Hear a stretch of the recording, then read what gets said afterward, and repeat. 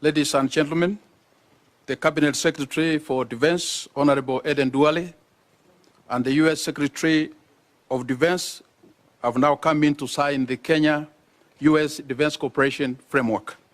Welcome, sir.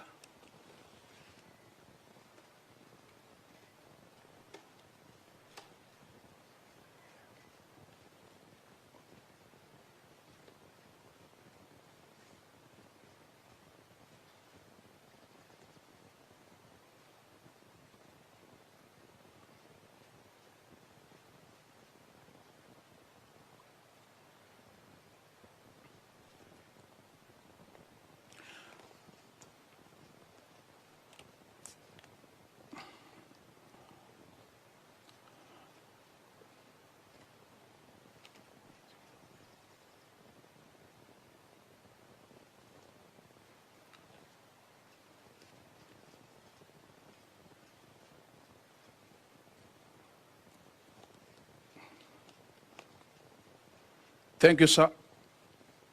I request that you exchange the framework so that they can move forward, sir. Kindly.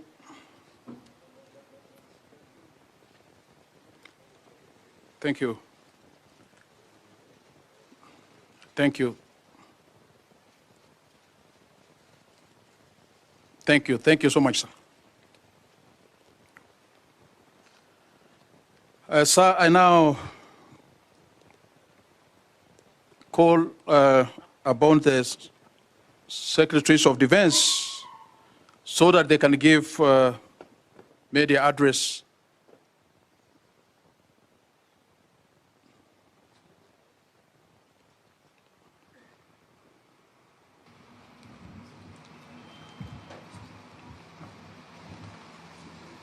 Thank you so much. Good afternoon, everyone.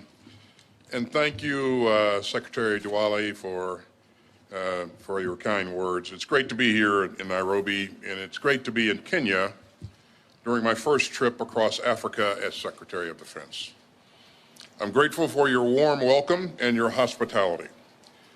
I wanted to be here in person to underscore the importance of our ties to Kenya. It was a pleasure to be able to meet today with Secretary Duale to discuss our strong defense partnership.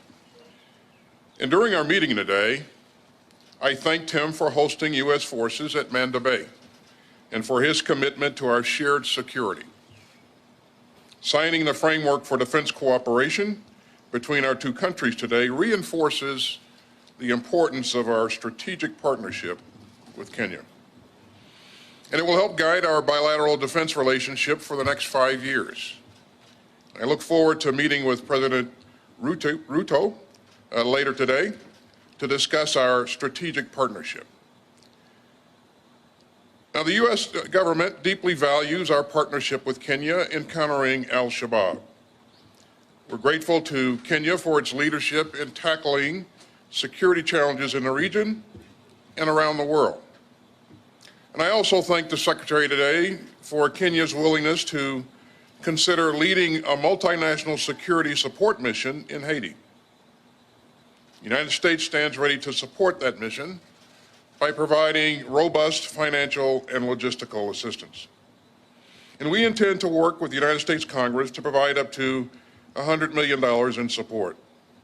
And we urge others in the international community to follow Kenya's great example and to step up and to provide more personnel, equipment, support, training, and funding. So the United States remains committed to working with Kenya to help bring stability and security to the region and beyond. And we deeply appreciate Kenya's leadership and friendship.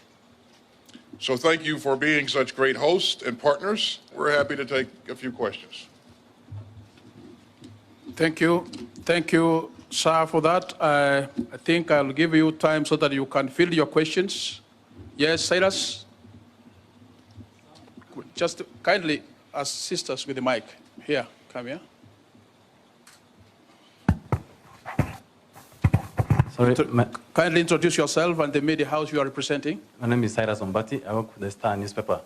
Secretary of State, Defense, I want to ask you about the the foreign troops are in Somalia under ATMIS. What's your assessment in terms of what they have achieved so far and the challenges they are facing and the way forward for you? Thank you. Thanks. So the question is, what is my assessment of progress against al-Shabaab in Somalia? We had a great discussion on Somalia today, and I think we both agree that Somalia has made significant progress in the last year against al-Shabaab. You may have heard us say earlier that they've retaken more territory in the last year than they had in the previous 5 years. But we know that progress is not always a straight line, and so we may see things improve significantly on one day, and maybe we'll see challenges on the next day. I had the opportunity to talk with the president of Somalia just yesterday while I was in Djibouti.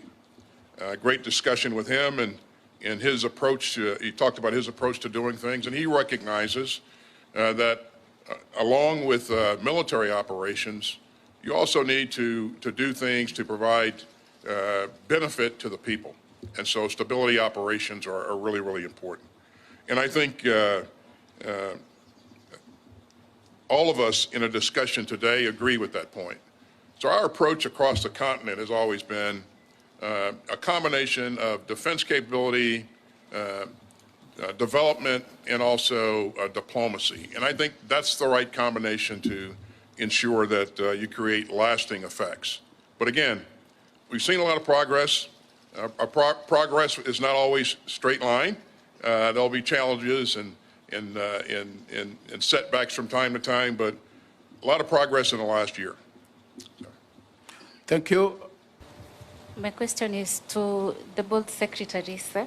What are some of the benefits contained in the defense cooperation that has been signed today? And could you please elaborate if KDF is likely to have more intelligence share and maybe smart technology for the use in boosting the war against al-Shabaab along the Kenya-Somali border? Let me take the first one. I mean, the greatest terror group in East Africa now is al-Shabaab. They recruit, they radicalize young people for their own terror operations.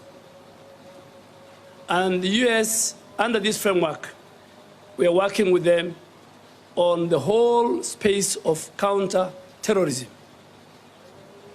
We are working with the US in our maritime security.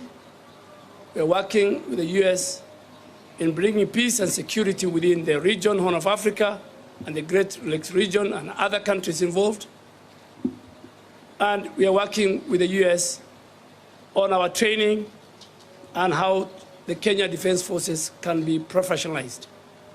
And then finally, we have a serious cooperation under this framework on how we can gain from the US technology, defense technology, and innovation. Thank you, sir. I think because of time, I would like to have only one question. I can see CNN. Natasha, you want to ask a question?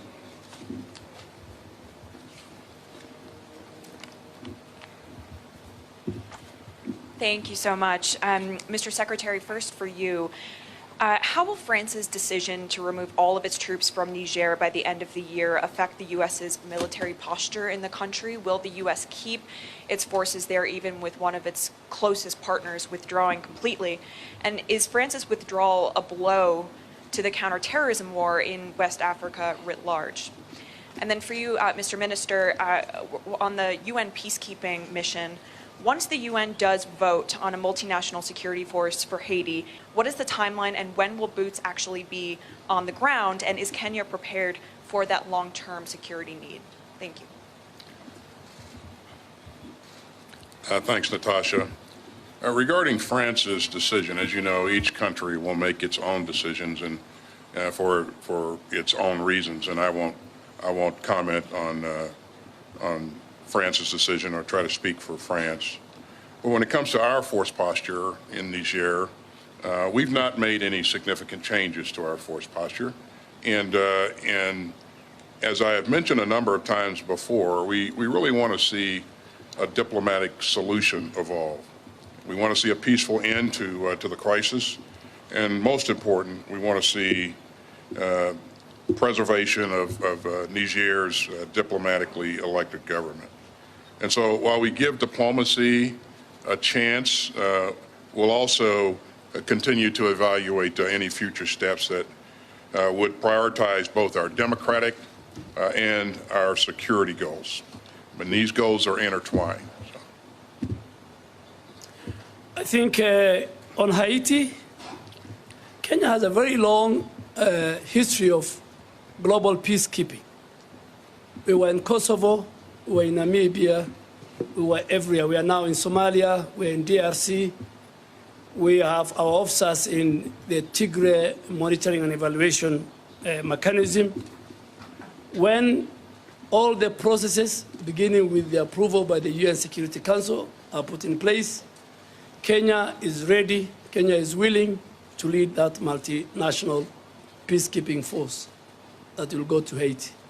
Thank you so much. I think for the interest of time, I know if we give you time, still you could ask as many questions as you could have wished. I request that now we move to, that marks the end of this press conference, sir. We now move to the photo session.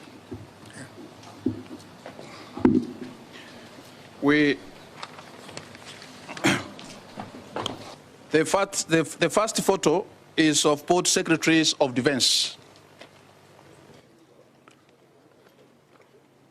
Then we will also have the second photo, the CDF Kenya and the US ambassador to Kenya who will join in.